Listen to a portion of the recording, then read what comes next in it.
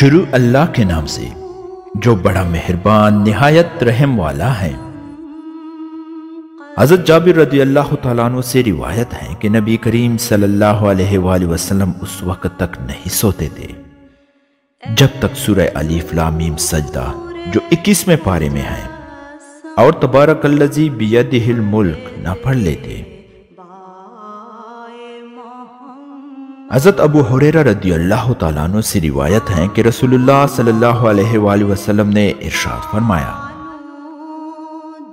قرآن کریم میں ایک سورت 30 آیات کی ایسی ہے کہ وہ اپنے پڑھنے والے کی شفاعت کرتی رہتی ہے یہاں تک کہ اس کی مغفرت کر دی جائے۔ وہ سورہ تبارک الذی ہے۔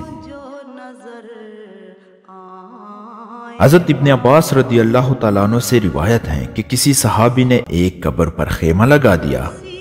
ان کو علم نہ تھا کہ وہ قبر ہے۔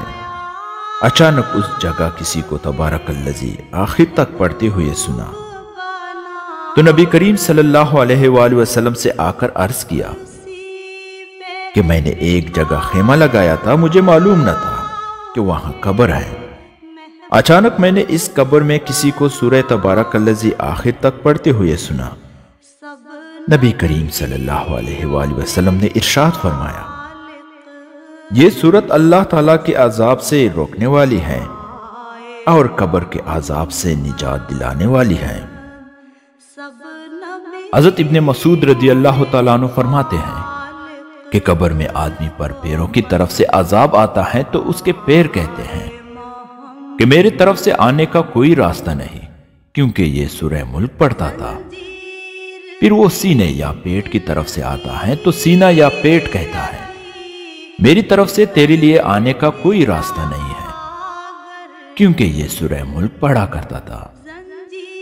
پھر عذاب سر کی طرف سے آتا ہے تو سر کہتا ہے کہ تیرے لیے میری طرف سے آنے کا کوئی راستہ نہیں ہے، کیونکہ یہ سورہ ملک پڑھا کرتا تھا۔